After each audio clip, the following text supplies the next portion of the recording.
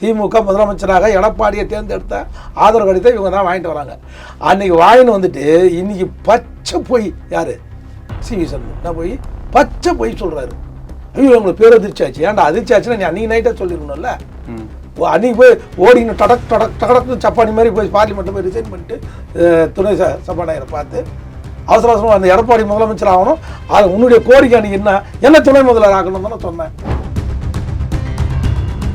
இந்த தருணத்தில் இப்படி பதவி வெறி கோசம், பதவி ஆசை கோசம் அண்ணன் சிவி சண்முகம், மரியாதைக்குரிய அண்ணன் சிவி சண்முகம் அவர்கள் இப்படி மிக கேவலமாக நடந்து போத வன்னிய சமுதாயத்தின் சார்பாகவும் அவர் இனத்தின் சார்பாகவும் அனைத்து இந்திய அண்ணா திராவிட முன்னேற்ற கழகத்தின் சார்பாகவும் வன்மையாக கண்டிக்கிறேன்.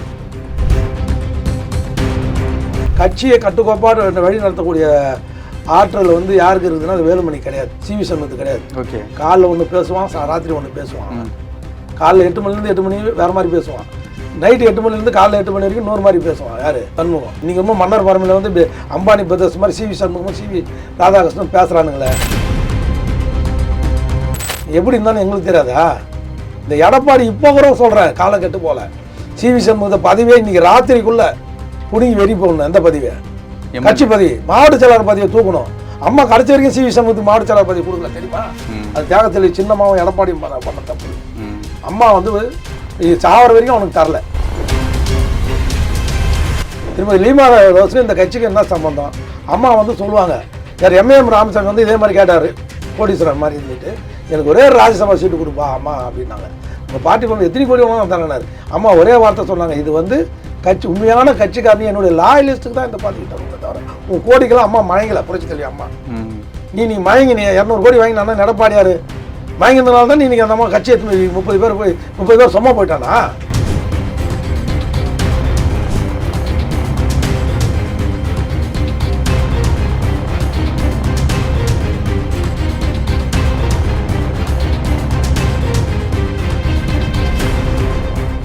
ரியல் ஒன் உறவுகளே, நடுநிலையோடு பொறுப்புடன் செய்திகளை வழங்கி பல லட்சக்கணக்கான மக்களின் நம்பிக்கையை பெற்ற நமது சேனலின் வளர்ச்சிக்கு உங்கள் ஆதரவு தேவை. இந்த ஊடக பயணம் தொடர்ந்து வலுப்பெற திரையில் தெரியும் QR கோட் ஸ்கேன் செய்தோ அல்லது டிஸ்கிரிப்ஷனில் உள்ள வங்கி விவரங்கள் மூலம் உங்களால் முடிந்த அளவு சப்போர்ட் செய்யுங்கள். உங்கள் ஒவ்வொரு ஆதரவும் நமது குரலை இன்னும் பல லட்சம் பேரிடம் கொண்டு செல்ல உதவும். ரியல் ஒன் நேயர்களுக்கு வணக்கம். இன்று நம்மளுடைய நேர்காணலுக்கு ஆவின் திரு வைத்தியநாதன் அவர்கள் நினைச்சிருக்காங்க. சார் வணக்கம். வணக்கங்க. இன்னைக்கு முன்னாள் எதிர்கட்சி தலைவர் திரு எடப்பாடியினுடைய பிறந்த நாள் வாழ்த்து சொல்லி ஆரம்பிக்கலாமா? சொல்லிருங்க. அண்ணன் எடப்பாடியாருக்கு அனைத்து இந்திய அண்ணா திராவிட முன்னேற்ற கழகத்தின் நிரந்தர பொதுச் செயலாளர் அண்ணன் எடப்பாடியாருக்கு பிறந்தநாள் வாழ்த்துக்கள். நீடோடி பல்லாண்டு வாழ எல்லா வல்ல இறைவனை வேண்டி கேட்டுக்கொள்கிறேன். இப்போ நீங்க சொன்னீங்கல்ல, நிரந்தர பொதுச் செயலாளர் எடப்பாடி பழனிசாமி. இது வரைக்கும் அந்த மாதிரி வார்த்தையை சொல்லல. ஆமா, இன்னைக்கு சொல்லி இருக்கும் போது நீ அந்த சூட்சமத்தை புரிஞ்சு அப்ப அந்த சூட்சமம் என்ன அப்படிங்கறதுல இருந்து ஆரம்பிக்கலாம். என்ன சூட்சமம்? அனைத்து இந்திய அண்ணா திராவிட முன்னேற்ற கழகம் பொன்மனச்சம்மலால் தோற்றுவிக்கப்படவில்லை. அந்த இயக்கம் ஒரு சாதாரண சாமானிய தொண்டன் அனகாபுத்தர் ராமலிங்கத்தால் ராகமலிங்கத்தால் தோன்றிய இயக்கம். அந்த இயக்கத்தில் அனைத்து இந்திய அண்ணா திராவிட முன்னேற்ற கழகத்தின் பொன்மனச்சம்மல் புரட்சி தலைவர் தன்னை இணைத்துக் கொண்டார். ஒரு தொண்டனுடைய இயக்கத்தில் தன்னை இணைத்துக் கொண்டவர். ஒரு சோதனை காலம் வரும்பொழுது சட்டமன்ற உறுப்பினர்களாக இருக்கட்டும், கழக செயற்குழு பொதுக்குழு உறுப்பினராக இருக்கட்டும், கழகத்தை கட்டி காக்க வேண்டிய இந்த தருணத்தில் இப்படி பதவி வெறி கோசம், பதவி ஆசை கோசம் அண்ணன் சிவி சண்முகம், மரியாதைக்குரிய அண்ணன் சிவி சண்முகம் அவர்கள் இப்படி மிக கேவலமாக நடந்து போத வன்னிய சமுதாயத்தின் சார்பாகவும் அவர் இனத்தின் சார்பாகவும் அனைத்து இந்திய அண்ணா திராவிட முன்னேற்ற கழகத்தின் சார்பாகவும் வன்மையாக கண்டிக்கிறேன். எடப்பாடியை பற்றி நம்ம நிறைய சொல்லிட்டோம். இன்னும் ஒருபடி மேலே போய் கல் அடி கூட வருவார் எலெக்ஷனுக்கு அப்புறம் அப்படின்றலாம் நிறைய ஆர்வம் நம்ம பக்காவை பதிவு பண்ணியிருக்கோம். ஆனால் இந்த தருணத்தை சிவி சண்முகம் செய்தது, எஸ்பி வேலுமணி செய்தது இந்த தகாத செயலை அனைத்து இந்திய அண்ணா திராவிட முன்னேற்ற கழகம் அடிமட்ட தொண்டர்லேருந்து மேல்மட்ட தலைவர் வரைக்கும் 2ஆம் கட்ட தலைவர் வரைக்கும் யாருமே இதை ரசிக்கலை. ஃபஸ்ட்டு விஷயம் என்ன நம்ம நடந்ததுன்றதை ஏற்கனவே ரியல் ஒன்றில் பதிவு பண்ணோம். அண்ணா நகரில் உங்களுக்கு தெரியுமா இல்லையா, அண்ணா நகரில் கார்த்திகோட கிளப்பில் யார் அன்றைக்கி உதயநிதி, அபரிசன், அது இல்லாமல் அதிமுக சேர்ந்த வேலுமணியோட அண்ணன் அவங்க குடும்பத்தார் எல்லாரும் கலந்து பார்த்தோம். அந்த ஆதரவு கடிதம் அவங்க கையால் தான் வாங்கினார். யார்? வேலுமணியோட சொந்தக்காரர் தான். வாங்கிட்டு 6 அடி வளர்ந்துருந்தா கூட பரவாயில்ல, இந்த அறிவுன்றது வேலுமணிக்கு கொஞ்சமாதிரி இருக்கணுமா இல்லையா? கோயம்புத்தூர் வேலுமணிக்கு. அது எப்படி அந்த தோல்விக்கு எடப்பாடி மட்டும் பொறுப்புன்னா நீங்களாம் என்ன பண்ணிருந்தீங்க? எடப்பாடியார் எல்லா குறுநில மன்னவர் கோயம்புத்தூர் எடுத்துட்டு தான் குறுநில மன்னவரே. மற்ற எல்லா தொகுதியிலுமே 2 தொகுதிக்கு ஒரு மாவட்ட செயலருங்க தமிழ்நாடு ஃபுல்லாகவே மாநில லெவலில். ஆனால் இவங்கெல்லாம் இவர் தங்கமணி சிவி சண்முகம் தான் வந்து 6 தொகுதியாக இருந்தாலும் 10 தொகுதிக்கு இவங்க ஒரே மாவட்ட செயலாளர் தான். கேண்டிடேட் செலெக்ஷன் நீங்களே தான் பண்ணீங்க. பணமும் நீங்களே செலவு பண்ணுறேன்னு சொல்லி நீங்கள் பணம் செலவு பண்ணல. கோயம்புத்தூரில் போன வாட்டி பண்ண மாதிரி 2021 யாரால் இந்த இயக்கம் தோல்வி விட்டது? இது வரைக்கும் அண்ணன் இவர் சொன்னாரா? யார்? எடப்பாடியார் இது வரைக்கும் தனிப்பட்ட முறையில் சிவி சண்முகத்தால் தான் தோத்தோன்னு சொன்னாரா? 2021 தோல்விக்கு யார் காரணம்? சிவி சண்முகம் போய் இந்த சட்டம் சரியாக நிறைவேறாதுன்னு தெரிஞ்சுக்கிட்டு கடைசி நாளில் கடைசி 5 நிமிஷம் தேர்தல் அறிவிக்கு முன்னாடி சட்டமன்றத்தில் 5 நிமிஷத்துக்கு முன்னாடி சட்டத்தை நிறைவேற்றி 10.5% அரையும் குறையமாக நிறைவேற்றி அரையும் குறையமாக நிறைவேற்றி இவரே ஜெயிக்க முடியல விழுப்புரம் தொகுதியில். அதானே பாஞ்சாயத்து செல்ற ஓட்டில் அவர் தோத்தார். 10.5% தமிழ்நாடு ஃபுல்லாக மற்ற கம்யூனிட்டி யாருமே நம்மளுக்கு வன்னியர்களுக்கு எங்கள் கம்யூனிட்டிக்கு யாருமே ஓட்டு போடல. ஏன் போடல? சிவி சண்முகத்தோட அந்த அறகுறையோடைய விளையாட்டால் தான்.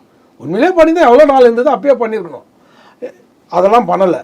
சட்டப்பூர்வமாக அதை வந்து செயல்படும் கொடுக்கல. அந்த சட்ட தரகுகள்லாம் வந்து அண்ணன் பண்டுட்டியார்கிட்ட எல்லாமே இருக்குது. வன்னி சங்கத்தில் அந்த காலத்திலேயே பண்டுட்டியாரும் படையாட்சி ராமசாமியும் டெல்லிக்கு போய் கலைஞர் நான் சொல்கிறது 1972 சொல்கிறேன் இந்த கதையை.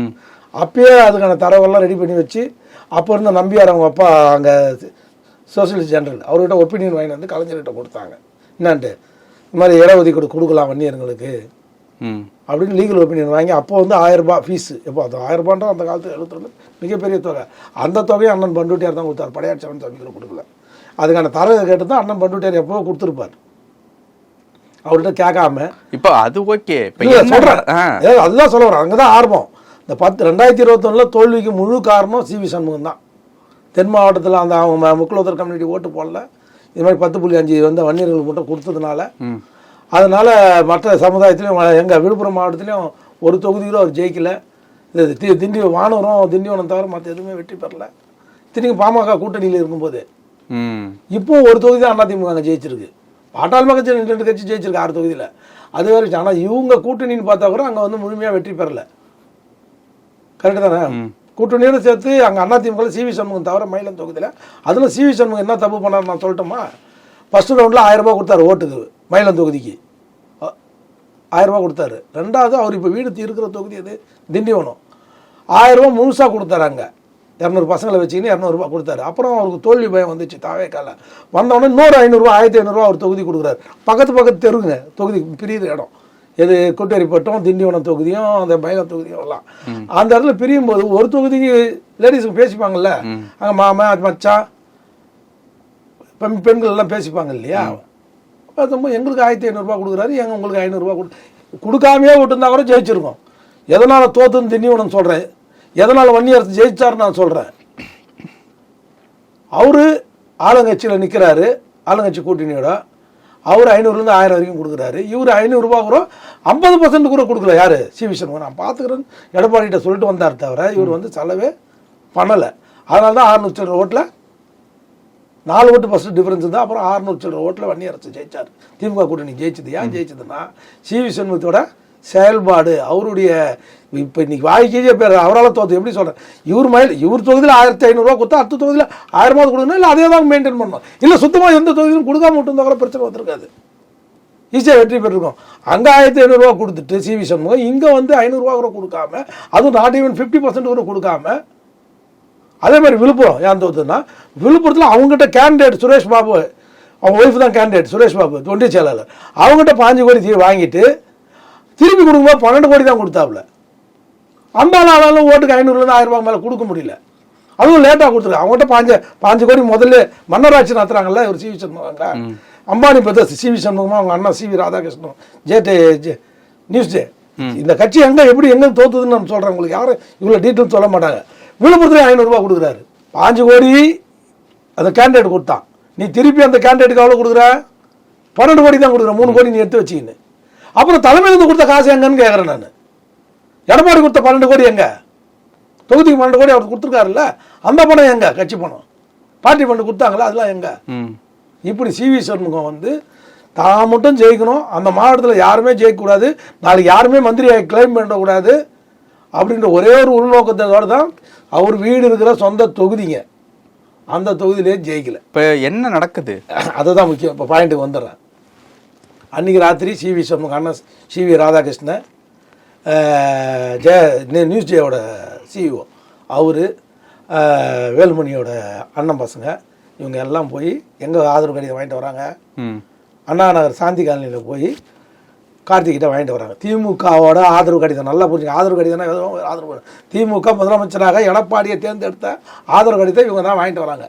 அன்றைக்கி வாங்கின்னு வந்துட்டு இன்றைக்கி பச்சை போய் யார் சிவி சண்முகம் என்ன போய் பச்சை போய் சொல்கிறாரு.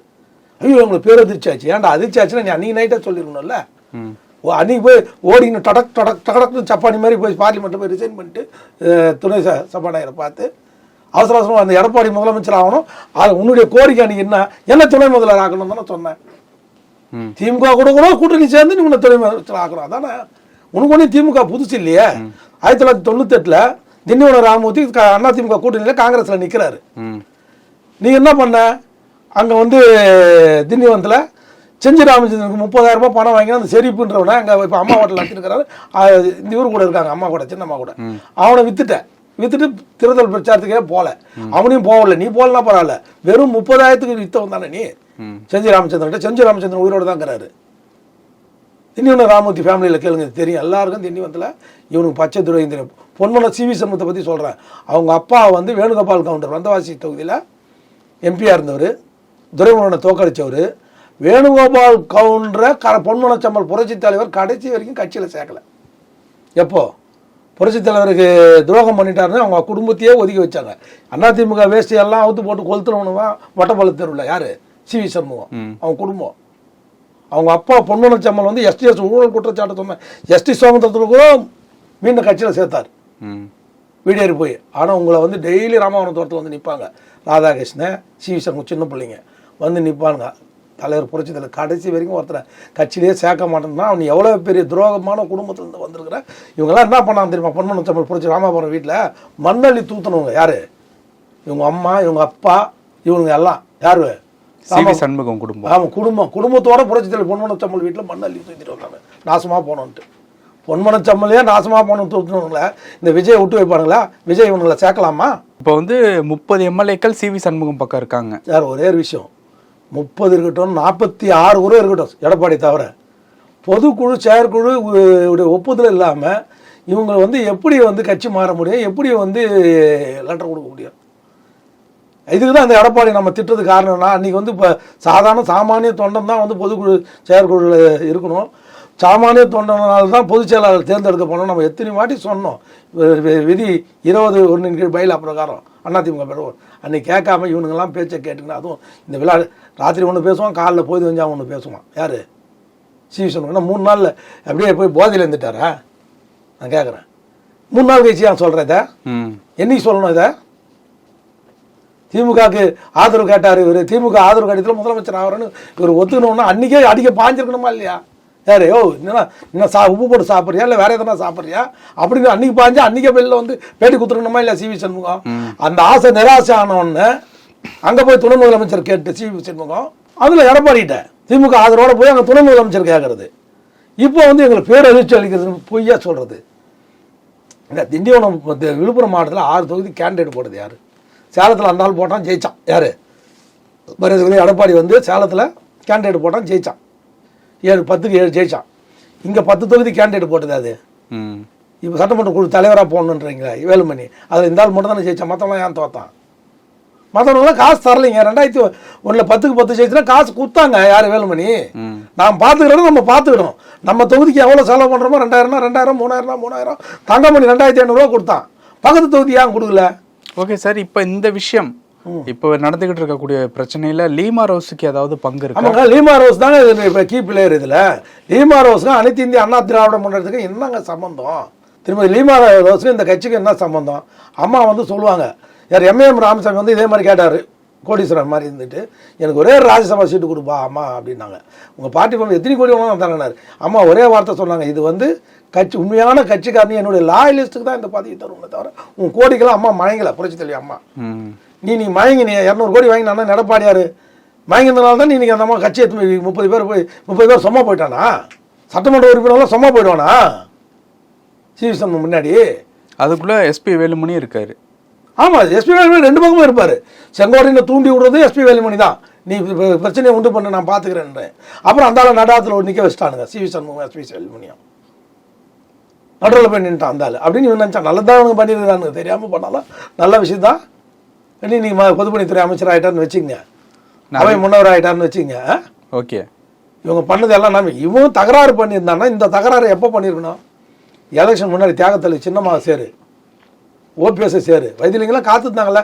ஓபிஎஸ் எந்த நிலைமைக்குள்ளலாம் நான் கீழே இறங்கி வரேன், எனக்கு எந்த பதவியும் தேவையில்லை, என்னை ஏற்றுக்கணும்னு சொன்னாரா இல்லையா ஓபிஎஸ்? ஜேசிடி பிரபாகரன் தலைமையில் ஒரு குழு அனுப்பிச்சாங்களா இல்லையா? புகழேந்தி பிரபாகரன், கேசி பழனிசாமி சமாதான குழு போனாங்கல்ல அன்றைக்கி மேட்ச். அவையார் ரோட்டில் போகிறவங்களாம் எங்களுக்கு குழு அமைக்குதுன்னு கேட்டிங்களா இல்லையா? சிவி சண்முகம் கேட்டார்ல. இன்றைக்கி எதுக்கு ஜேசிடி பிரபாகரன் மூலிமா தூது அனுப்புகிறீங்க? ஜேசிடி பிரபாகரன் மூலிமா எதுக்கு தாவேக்கால பேசுகிறீங்க?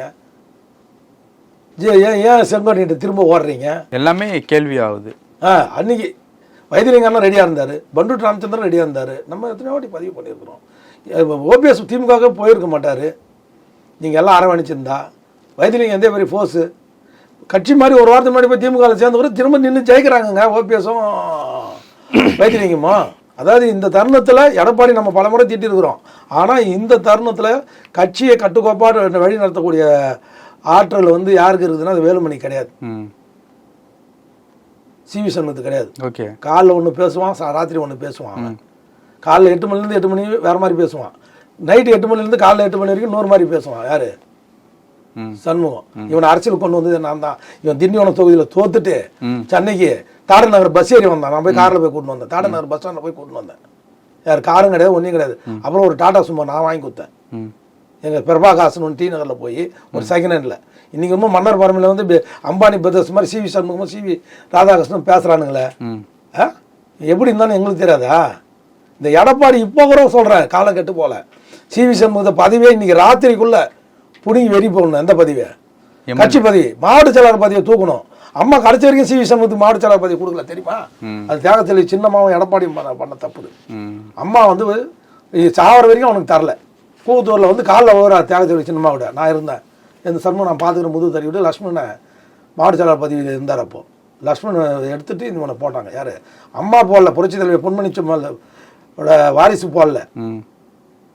புரட்சி தலைவர் தெரியும், அந்த குடும்பத்தையும் ஒதுக்கி வச்சுருந்தார். சாவர வரைக்கும் திண்டிவனத்தில் அப்போல்லாம் வந்து செல்ஃபோன் வசதி கிடையாது. ட்ரங்க் கால் போட்டு அண்ணா பத்திரிகை தான் அப்போல்லாம். ஃபோன் போட்டு இவனை நீக்கினா தான் திண்டிவனத்தை விட்டு போகணுன்னார் அவங்க அப்பாவை, வேணுகால் கவுண்டரை.